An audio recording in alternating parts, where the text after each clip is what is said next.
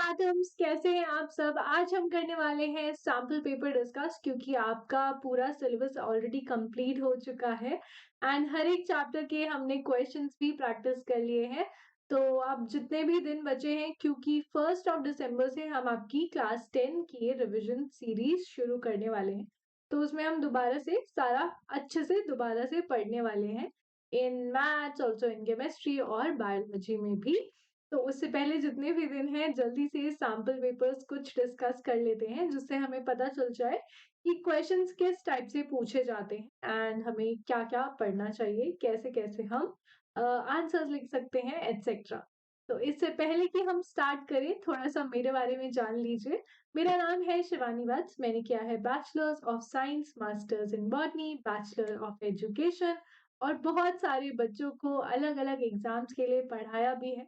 And now it is your turn. तो इसका maximum benefit लीजिए, जितने आपके डाउट्स हैं उसी टाइम लाइव क्लासेस में आप पूछ सकते हैं।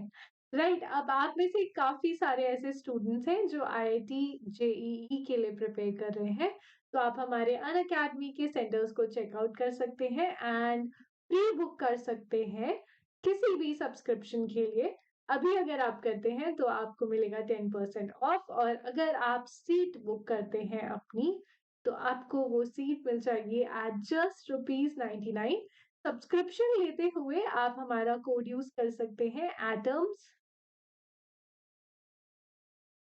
एफडी, यानी कि एटम्स जो कि आप लोग हैं, एंड फाउंडेशन जो हम लोग आपकी फाउंडेशन डाल रहे हैं, क्योंकि 9th और 10th में ही बेसिक फाउंडेशन डाली जाती है। अभी वो एज है कि आप रियलाइज करेंगे कि आपको बायो पसंद है या केमिस्ट्री या मैथ्स, क्या पसंद है और आप 11th में क्या स्ट्रीम ऑप्ट करना चाहते हैं।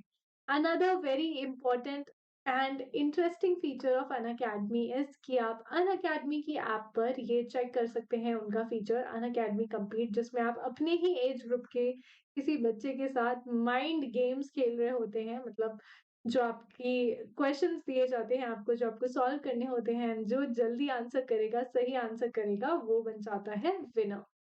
आगे देख लेते हैं कि अगर आप अनअकैडमी में इतनी सारी चीजें हैं, एनआईटी के लिए भी पढ़ा रहे हैं, वो एनआईएफटी के लिए भी पढ़ा रहे हैं, एनआईडी के लिए भी पढ़ा रहे हैं, तो हर एक चीज को कवर कर रहे हैं। अगर आप कोई भी सब्सक्रिप्शन लेते हैं तो आप हमारा कोड यूज कर सकते हैं, एटम्स एफडी। राइट, चलिए आगे बढ़ जाते हैं। अगर आपको हमारे चैनल की कोई भी इंपॉर्टेंट नोटिफिकेशन चाहिए, लिंक्स चाहिए, पीडीएफ चाहिए, मतलब पीडीएफ तो सबको ही चाहिए होता है, तो आप हमारा टेलीग्राम चैनल ज्वाइन कर लीजिए, t.me/atoms foundation। चलिए आ जाते हैं आपके क्वेश्चंस के ऊपर। तो हमने हर टाइप के क्वेश्चन लिए, मतलब जो सैम्पल पेपर प्रॉपर होता है वही उठाया है। उसमें जितने भी क्वेश्चंस हैं बायोलॉजी के, साइंस में, तो वो हम सारे ही डिस्कस करने वाले हैं। ऑलराइट, तो पहला क्वेश्चन है कि आपको नेम करना है जो भी चीजें इन्होंने पूछी हैं। ओके, तो the part which contain pollen grain हमें कहाँ मिलेगा? हमें पता है कि एंथर में मिलेगा। ओके, तो जो मेल पार्ट होता है किसी भी फ्लावर में, वो होता है फिलामेंट एंड एंथर। तो पोलन ग्रेन बनता है एंथर में। ऑलराइट, तो दिस इज द एंथर। आगे बढ़ जाते हैं। The part where female gamete is found. तो मेल गेमीट हमने डिस्कस कर लिया है, फीमेल गेमीट कहाँ मिलता है? तो हमें पता है female part of the flower क्या होता है, स्टिग्मा, स्टाइल एंड ओवरी। तो स्टिग्मा के ऊपर जो पोलन होता है वो लैंड करता है यहाँ पर, एंड फिर पोलन ट्यूब बनती है, एंड समहाउ वो यहाँ ओव्यूल तक, ओवरी तक ऐसे जाता है। ओव्यूल में मतलब सीड बनता है। तो फीमेल गेमीट कहाँ मिलेगा आपको? ओवरी में। Okay, this is stigma, style and ये है ovary.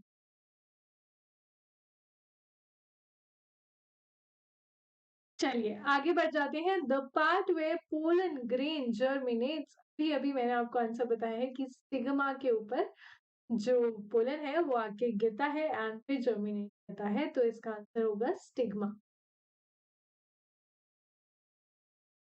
Next question, the colourful part of the flower which attract insects. तो जो फ्लावर्स होते हैं रिप्रोडक्टिव पार्ट होते हैं किसी भी प्लांट का, एंड क्योंकि जैसे एक तो होता है स्पर्म, वो तो मोटाइल होता है, लेकिन जो पोलन होता है वो मोटाइल नहीं होता, लेकिन उसको जाना है स्टिग्मा तक, उसको जाना है ओवरी तक, right?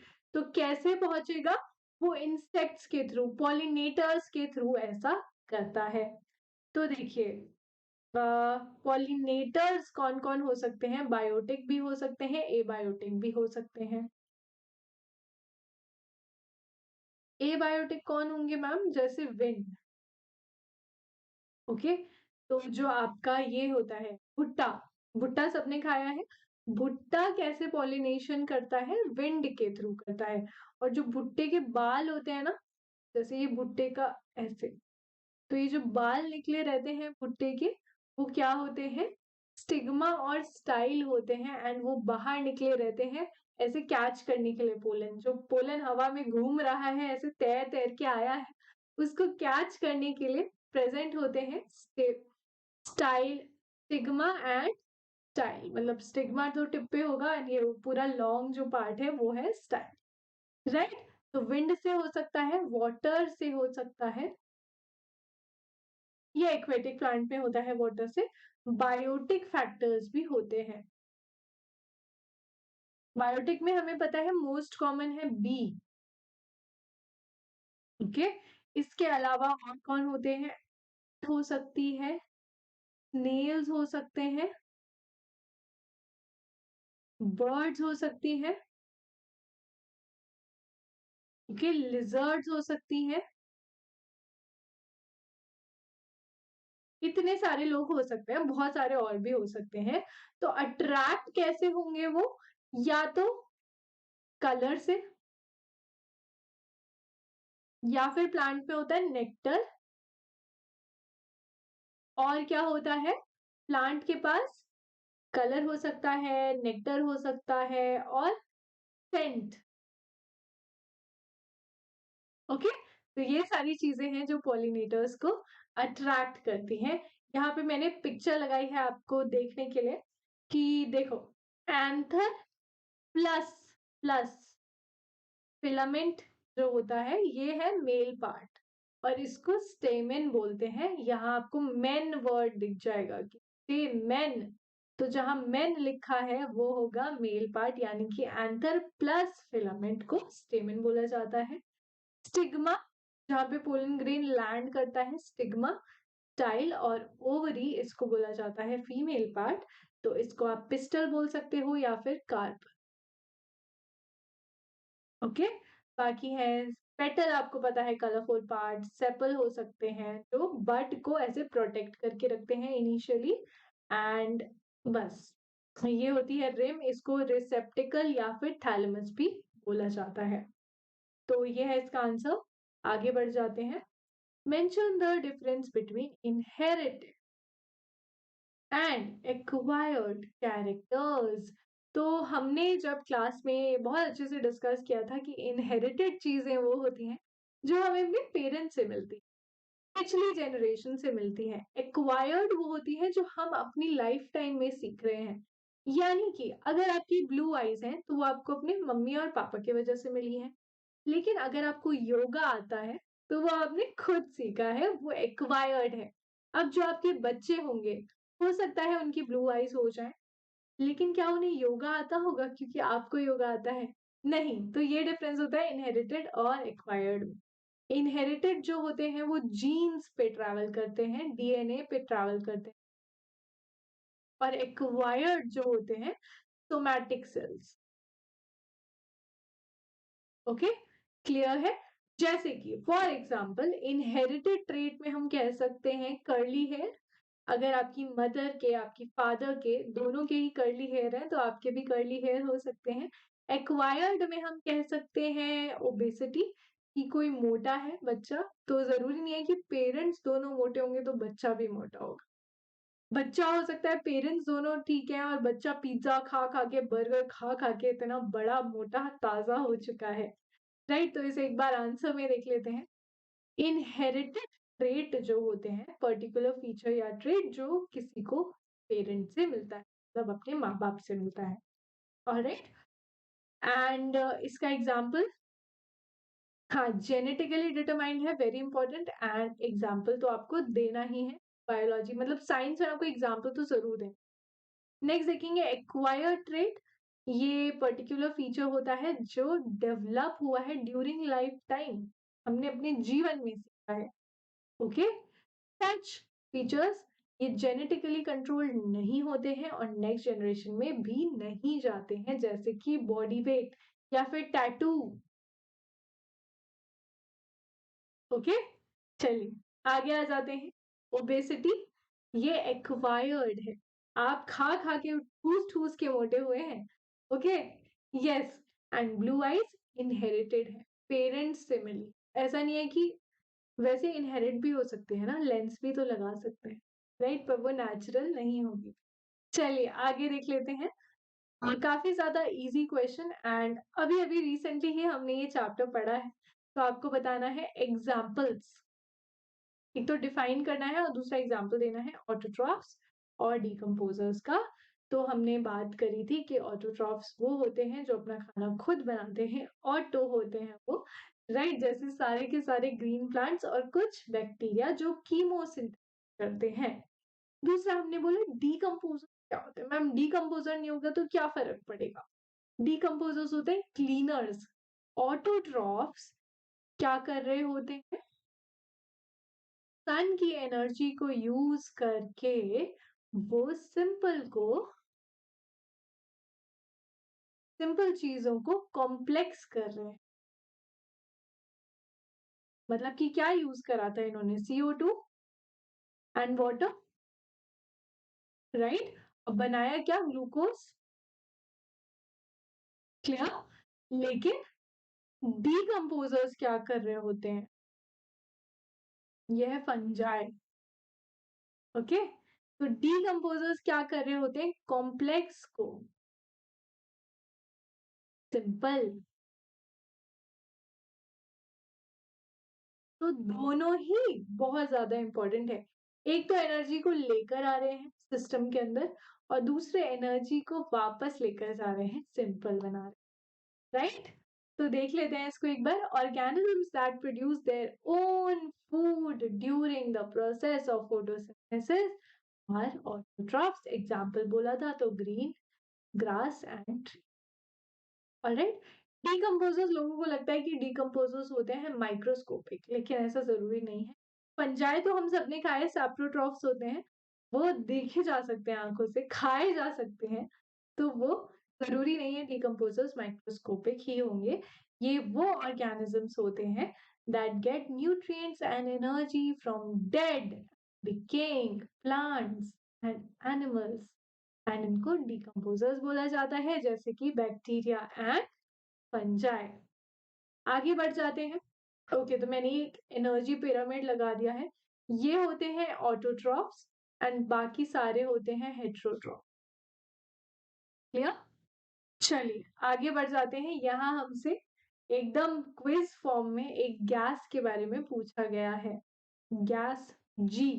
Okay, in our daily life हम रोजमर्रा की जिंदगी में कुछ ऐसे प्रोडक्ट्स यूज करते हैं जो कि प्रोटेक्टिव लेयर है गैस जी से बनी हुई स्ट्रेटोस्फेयर में, समझ गए हैं काफी सारे स्टूडेंट्स।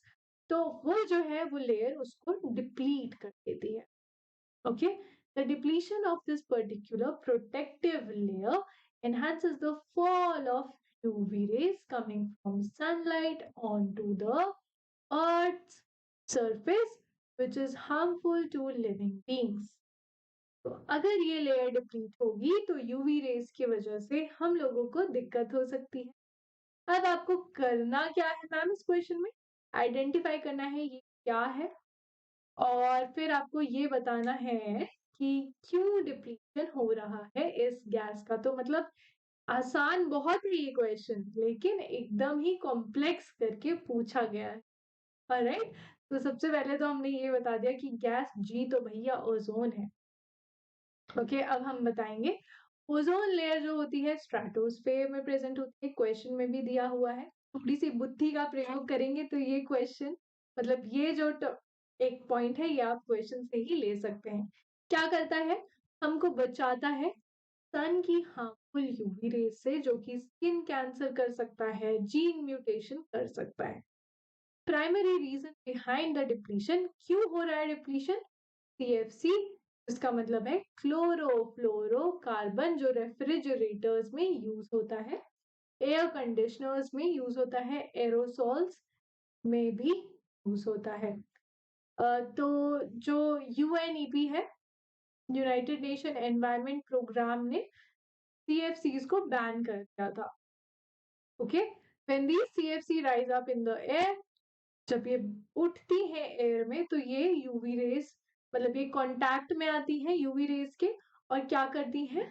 इनका जो क्लोरीन एटम है वो टूट जाता है।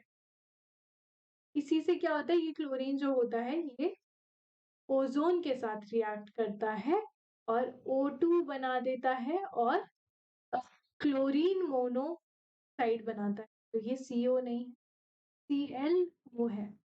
ओके, रिएक्शन दिया है आपको, CFC 3 Cl है इसमें, यूवी रेज के साथ रिएक्ट करा, क्लोरीन बनाया, CFCl बनाया, और जब ये क्लोरीन ऑक्सीजन के साथ रिएक्ट करेगा तो ये बनाएगा ClO एंड O। तोड़ दिया उसने O3 को, राइट? ऐसे ही ये डिप्लीट करता है ओजोन लेयर। यहाँ पे पिक्चर लगाई है मैंने। ओजोन लेयर एक ब्लैंकेट की तरह है, एक चादर की तरह है, जो पूरे अर्थ के अराउंड फैला हुआ है और हमें बचाता है यूवी रेडिएशन से। ऑलराइट, तो हम सबको मिलकर ओजोन लेयर को बचाना है, क्योंकि वो हमें बचा रहा है। ओके, चलिए, अगेन वेरी वेरी इंपॉर्टेंट, मैं बोलूंगी काफी ज्यादा बार ये क्वेश्चन पूछा गया है बोर्ड एग्जाम में। 3 मेथड्स ऑफ कॉन्ट्रासेप्शन बताने हैं, एक्सप्लेन करना है एक को। ऐसा मत करना जोश जोश में 3 करके आ गया एक्सप्लेन, एक को करना है, उसको ध्यान से पढ़ना। ओके, हाँ, तो यहाँ पे नोट लिखा है बच्चों कि एक को ही करना है। तभी आपको लगेगा कि मैम ने तो हमें बोला कि एक को करना है, खुद मैम ने तीनों कर दिए। मैं आपको चॉइस दे रही हूँ, जो भी इजी लगे वो लिख सकते हो, राइट? चलिए रुकिए, हाइलाइटर ले लेते हैं। ओके, तो कॉन्ट्रासेप्शन के मेथड्स हैं। क्या होते हैं मेथड्स ऑफ कॉन्ट्रासेप्शन? की फर्टिलाइजेशन ना हो, जो स्पर्म है मेल गेमीट वो फीमेल गेमीट से ना मिले, एग से ना मिले, उसको रोकने के तरीके हैं। तो ये मैकेनिकल हो सकते हैं, और इंट्रायूट्राइन डिवाइसेस हो सकती है, सर्जिकल मेथड्स हो सकते हैं, सर्जरी हो सकती है, जो हमने पढ़ा था वैसेक्टोमी, ट्यूबेक्टोमी, राइट? चलिए, मैकेनिकल बैरियर्स क्या होते हैं? जैसे कि कॉन्डोम प्रिवेंट करते हैं स्पर्म को रीचिंग द एग, और ये भी काफी ज्यादा इफेक्टिव मेथड है, प्लस इसके कुछ भी साइड इफेक्ट्स नहीं है। इसके अलावा ये बीमारियों से भी बचाता है, ट्रांसमिशन ऑफ इन्फेक्शन से भी बचाता है, जैसे एड्स है और बाकी सारी सेक्सुअली ट्रांसमिटिंग डिजीजेस है, उनसे भी बचाता है, एंड इसकी साइड इफेक्ट्स नहीं, right? Next is intrauterine devices, जैसे कि कॉपर-टी वगैरह। तो intrauterine devices is small sized T shaped birth control device, जो कि फीमेल्स यूज करती हैं टू प्रिवेंट प्रेगनेंसी। इसमें क्या होता है? एक कॉइल इंसर्ट कर दी जाती है, यहाँ पे कॉपर टी इंसर्ट कर दी जाती है यूट्रस में। Okay, this contraceptive device suppress कर देती है किसको? स्पर्म की मोटालिटी को। वो जो ऐसे ऐसे ऐसे ऐसे तैर के जा रहे हैं ना, उसकी मोटालिटी को सप्रेस कर देती है, फर्टिलाइजेशन को कम कर देती है। ऑलराइट, कॉपर आयन रिलीज, इसलिए कॉपर टी बोला जाता है ना इसको। यस, ओके, इसके लेकिन साइड इफेक्ट्स होते हैं। Okay, next, surgical method. इसमें क्या किया जाता है? वेसेक्टोमी मेन में, जो उनकी वास्ट डिफेंस होती है उसको कट कर देते हैं, और मतलब सिल देते हैं, मतलब कट करके खत्म कर दिया कि वो जाएगा ही नहीं। ऑलराइट, वास्ट डिफेंस को कट किया जाता है और उसके एंड्स को सील कर देते हैं, जिससे वो जाए ही नहीं वहां तक, राइट? और विमेन में इसको बोला जाता है ट्यूबेक्टोमी, जिसमें ओविडक्ट्स को कट करके लाइगेट कर दिया जाता है, जिससे जो एग है वो आए ही नहीं फेलोपियन ट्यूब तक, राइट। ये इसके भी साइड इफेक्ट्स हैं एंड इसको भी नहीं यूज किया जाता है इतना, क्योंकि अगर ये सर्जरी हो जाएगी तो there is no turning back. मतलब अगर आप बाद में डिसाइड करते हैं कि नहीं हमें तो ऐसा चाहिए था, तो फिर वो नहीं हो पाता है पॉसिबल। तो ये है आईयूडी, इंट्रायूट्राइन डिवाइस। ये है इंजेक्शंस ले सकते हैं, ये है कॉन्डोम, ये है ओरल कॉन्ट्रासेप्शन, ये जैसे आईपिल वगैरह है, इम्प्लांट, और ये है डायाफ्राम, कैप भी बोला जाता है, ये इसको फीमेल कॉन्डोम बोला जाता है, कॉन्ट्रासेप्टिव पैच, कैलेंडर मेथड भी यूज कर सकते हो जब आपको पता है कि अभी चांसेस बहुत कम है, तो जो इंटरकोर्स है वो किया जाता है। हार्मोनल रिंग्स भी यूज की जाती हैं, लेकिन उसके भी डिसएडवांटेजेस हैं। Now again a very very very important question, बहुत ही ज्यादा इंपॉर्टेंट, बहुत ज्यादा। Okay, explain the method of mechanism of sex determination, कैसे डिटरमाइन किया जाता है with the help of a neat diagram, flow chart. तो देखो, हमें पता है गेमीट्स क्या होते हैं, तो हमें ये पता है कि देखो 22 प्लस 1 होता है, और इसमें तो ये जो 1 है ना, ये डिसाइड करता है कि बॉय है या गर्ल। ओके, तो मेल के पास होते हैं एक्स वाई एंड फीमेल के पास होता है एक्स एंड एक्स, राइट। अब इनके चांसेस देखो क्या होते हैं। तो जब भी, ओके, देखते हैं, रुको, ये एक्स और ये भी एक्स, तो क्या होगा, एक्स एंड एक्स, ये भी एक्स एंड एक्स, ये है एक्स एंड वाई, एंड ये भी है एक्स एंड वाई। तो देखो कितने चांसेस हैं बॉय होने के, 50% चांसेस, एंड 50% चांसेस गर्ल होने के होते हैं। 50% चांसेस होते हैं, मतलब बल्कि ऐसा माना जाता है कि जो पुराने ज़माने में ऐसे बोल देते थे कि इसकी गलती है, लड़की की गलती है, माँ की गलती है, इसने जन्म दिया लड़की को। पर डिपेंड किस पे कर रहा होता है कि मेल से क्या आ रहा है। अगर मेल से एक्स आएगा तो गर्ल ही होगी, एंड अगर मेल से वाई आएगा तो बॉय ही होगा, राइट। चलिए इसको एक बार देख लेते हैं डिटेल में। In humans sex of individual जो है वो जेनेटिकली डिटरमाइंड होता है। ऐसा क्यों मेंशन किया, क्योंकि काफी सारे जानवर ऐसे होते हैं जिसमें ऐसा नहीं होता, जेनेटिकली डिटरमाइंड नहीं होता। जैसे रेप्टाइल्स में टेम्परेचर की वजह से होता है, अगर टेम्परेचर ज्यादा है तो बॉय, टेम्परेचर कम है तो गर्ल। जैसे हमने जुरासिक पार्क देखी होगी ना, तो वो बोलते हैं कि ये अंडा है, तो कहते हैं ना कि भाई ये तो अपने आप रिप्रोड्यूस कर लेंगे, तो वो जो साइंटिस्ट होता है वो कहता है कि ऐसा नहीं होगा, क्योंकि हम इसको इंक्यूबेट करते हैं, इतना ही टेम्परेचर देते हैं कि सिर्फ मेल्स पैदा हों या सिर्फ फीमेल्स पैदा हों। ऑलराइट, चलिए आगे बढ़ते हैं। सेक्स डिटर्मिनेशन वो प्रोसेस है जिसमें हम किसी बच्चे का, न्यूबॉर्न का सेक्स डिटरमाइन कर सकते हैं। ह्यूमन बीइंग्स में जो होता है, जो मेल्स होते हैं उनके पास अनपेयर्ड सेक्स क्रोमोसोम होता है वाई, फीमेल्स के पास पेयर्ड होता है, फीमेल्स बढ़िया रहती है, ओके, सुपीरियर होती है।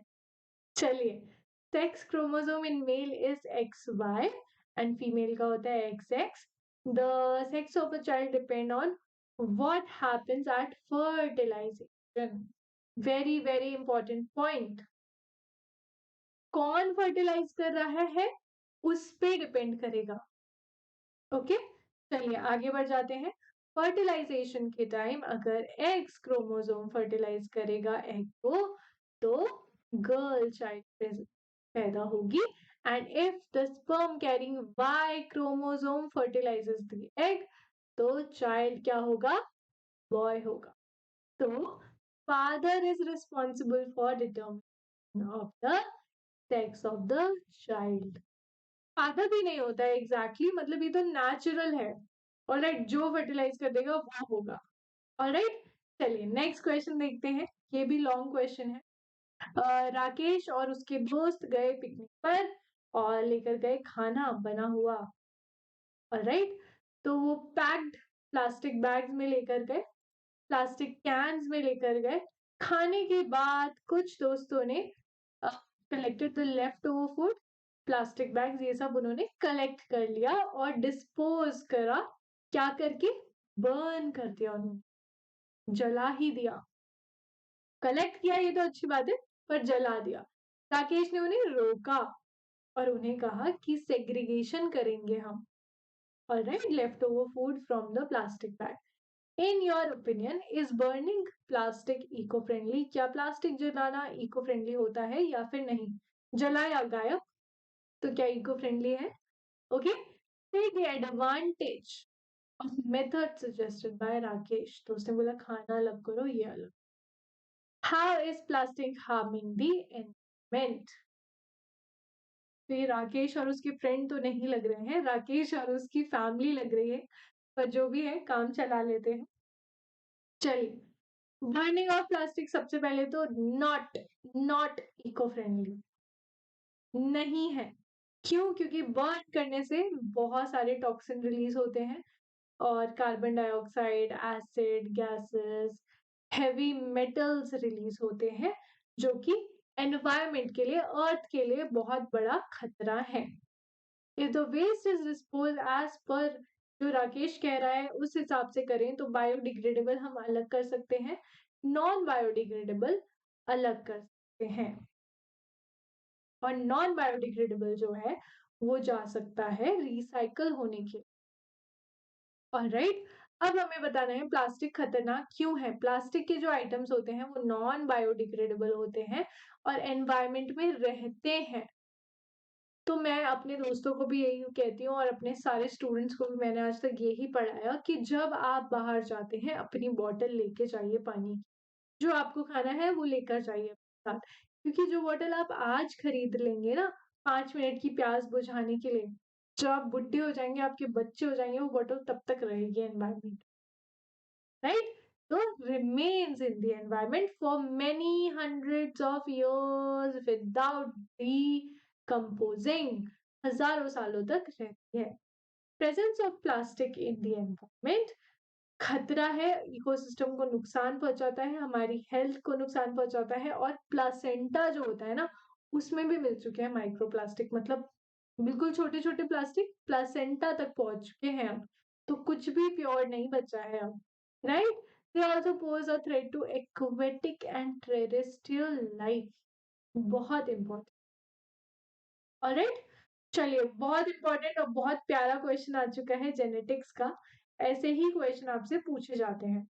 ब्लू कलर बीबी से डोनेट हो रहा है, व्हाइट कलर रिसेसिव है, स्मॉल बी स्मॉल बी। अब आपको बताना है state the colour of flower F1 generation में and percentage of white flower in F2 generation if the F1 plants are self pollinated. और लास्ट हमें बताना है genotypic ratio and state the expected ratio of genotypes B and in the F2 progeny। बहुत ज्यादा easy question है, देख लेते हैं। हमको बोला ब्लू फ्लावर्स, तो ब्लू फ्लावर्स बना देते हैं, और रुकिए, लाइट ब्लू बनाते हैं तो ब्लैक में दिखेगा।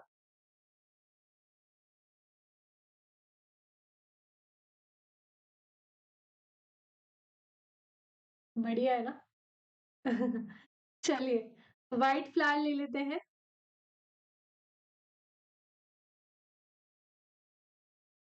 ये है व्हाइट फ्लावर। इनके गैमीट्स लिख लेते हैं। इसके थे small B and small B, और इसके थे capital B and capital B. ये है पेरेंट्स।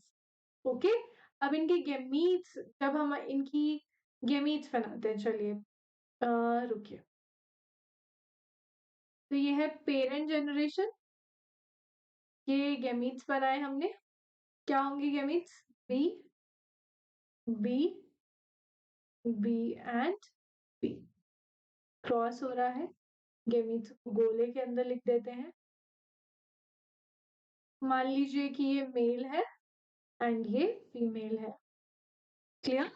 अब इनका क्रॉस कराना है तो पनेट स्क्वायर बना लेते हैं, क्यूनेट स्क्वायर या पनेट स्क्वायर जो भी बोलना चाहते हैं आप।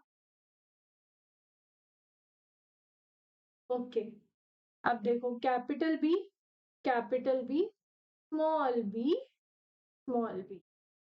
तो कैसी आएगी? Capital B small B, capital B small B, capital B small B, capital B and small B, right? तो सारे के सारे कैसे आए? फर्स्ट जनरेशन में सारे के सारे ब्लू आए। फर्स्ट क्वेश्चन का आंसर आ गया। State the color of flower you would expect in the F2 generation. सारे के सारे कौन आए? ब्लू। ओके, अब हम इनका सेल्फ पॉलिनेशन कराएंगे। तो पेरेंट्स कौन है? ये है। गैमीट्स बना ले। गैमीट्स क्या होंगे? Capital B, small B, capital B, small B.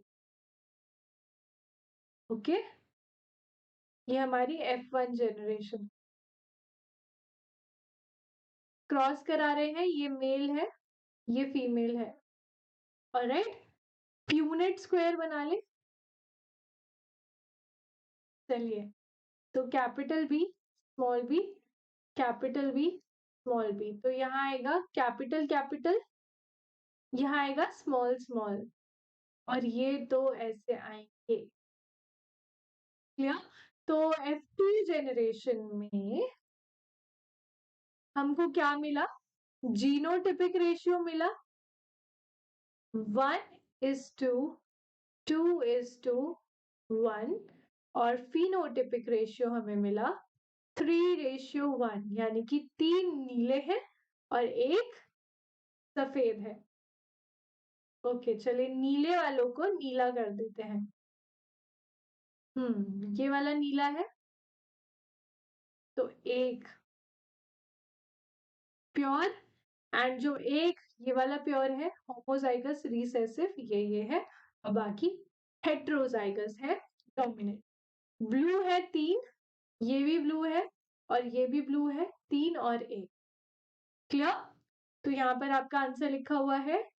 ठीक है, चलिए आगे बढ़ जाते हैं क्वेश्चन नंबर 9 के ऊपर।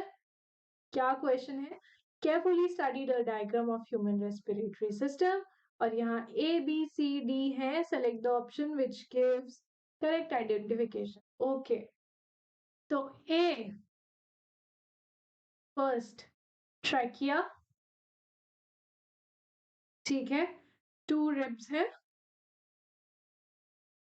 ओके, एंड 3 है एल्वियोलाई एंड डायफ्राम। ठीक है, क्या बताना है आपको? Correct identification and main function. So trachea supported by bony rings conducted. Okay, breathe in, breathe out. Thin walled sac-like structure for exchange of gases. Okay, तो ये होगा इसका आंसर सी। एल्वियोलाई जो होते हैं, बिल्कुल सही लिखा था, थिन वॉल्ड सैक होते हैं, एक्सचेंज ऑफ गैसेस करवाते हैं। नेक्स्ट क्वेश्चन, ये एमसीक्यू आ गए हैं शायद से, आपको बताना है identify the option that indicate the correct enzyme A B C में। तो ए यहाँ पर तो सलाइवरी अमाइलेज होगा, बी में होगा स्टमक है तो पेप्सिन, एंड 3 है यहाँ पे बाइल जूस है, ओके, ट्रिप्सिन। तो इसका आंसर होगा, एमाइलेज एक ही जगह था, तो इसका आंसर होगा बी, ट्रिप्सिन एंड, तो इसका ऑप्शन है बी, एमाइलेज, जो कि माउथ में होता है। स्टार्च इनटू शुगर,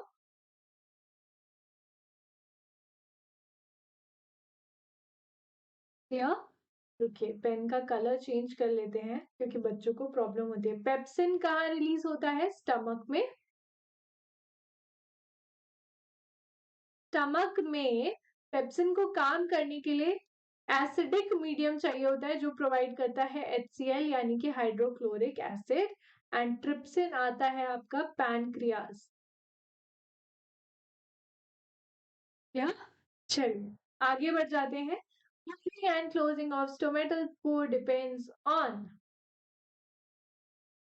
हाँ, तो इसका आंसर होगा एटमॉस्फेरिक टेम्परेचर नहीं, ऑक्सीजन का कॉन्सेंट्रेशन नहीं, कार्बन डाइऑक्साइड का कॉन्सेंट्रेशन नहीं, water content in the guard cell, क्योंकि वो स्वेल कर रहा है या श्रिंक कर रहा है, ये डिपेंड करता है कितना वाटर कॉन्सेंट्रेशन है। चलिए in the figure given below is a okay blood circulation in humans with pen labels, identify the correct function बताना है हमको।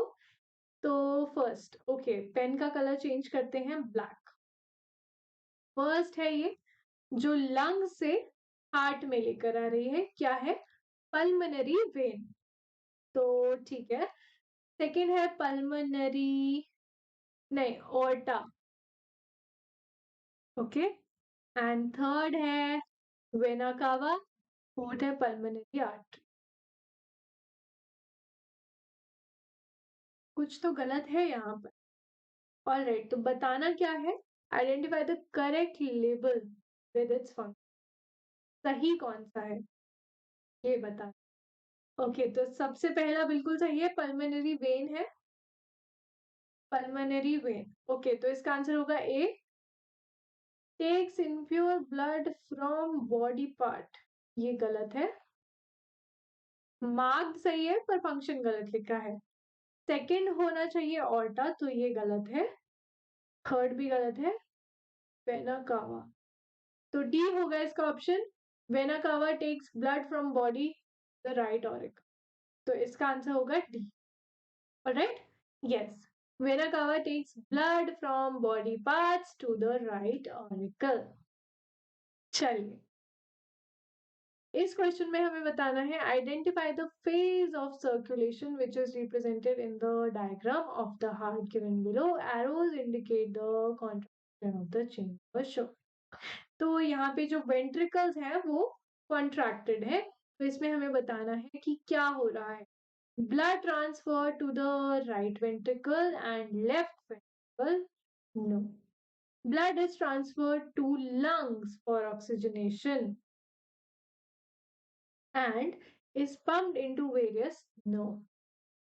Next है blood transfer to the right auricle and left auricle simultaneously, हो सकता है blood is received from the lungs after oxygenation and is received from various organs of the body, ये होगा इसका आंसर डी।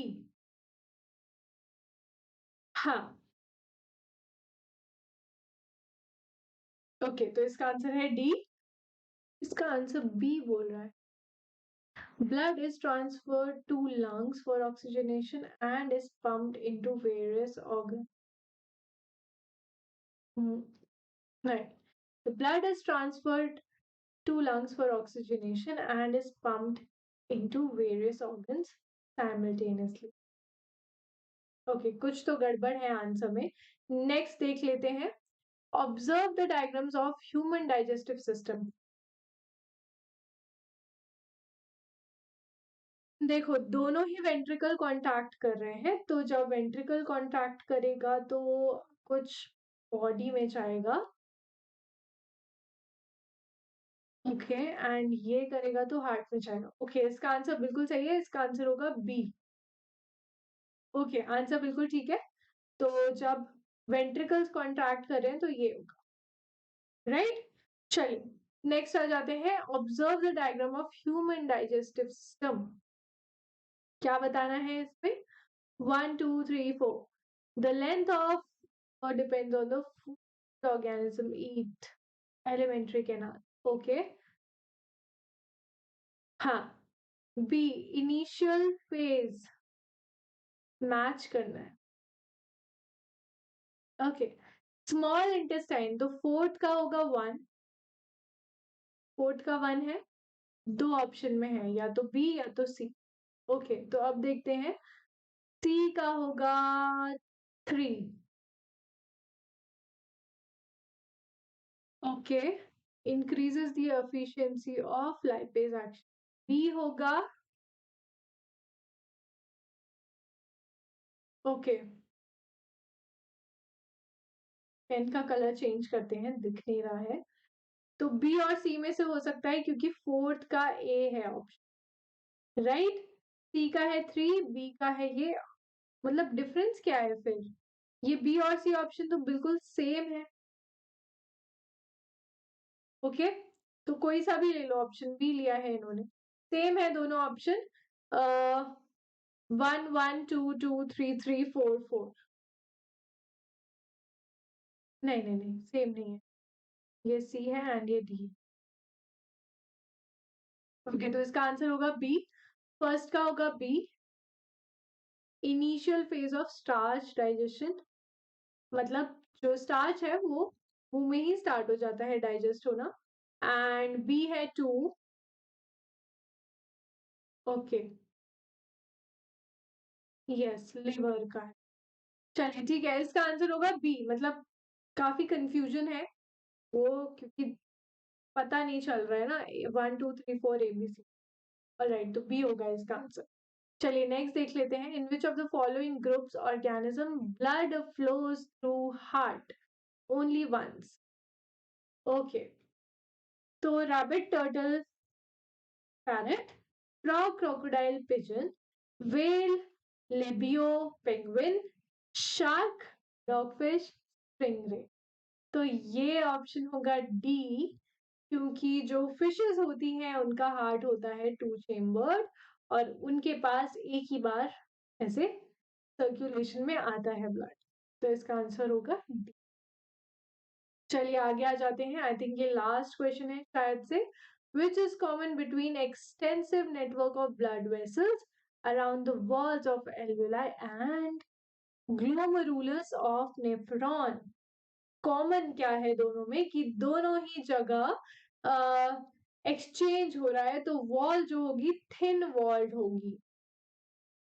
ओके, तो thin wall दो जगह दिख रहा है, richly supplied by blood and poorly supplied by blood. तो इसका आंसर होगा D, richly supplied by blood, right. Answer देख लेते हैं, D, the thin wall capillaries richly supplied with blood. तो ये थे हमारे क्वेश्चन सैम्पल पेपर से। अगर आपको सेशन अच्छा लगा है तो आप लाइक कर सकते हैं, और टेलीग्राम चैनल को तो आपको ज्वाइन करना ही है, एंड सब्सक्राइब कर सकते हैं हमारे चैनल को ऐसी बहुत सारी अच्छी अच्छी वीडियोस के लिए, क्योंकि हम लोग आपकी प्रिपरेशन करा रहे हैं फॉर बोर्ड एग्जाम्स। एंड हम लोग स्टार्ट कर रहे हैं 1 दिसंबर से रिविजन सीरीज फॉर क्लास 10, तो आप वो भी ज्वाइन जरूर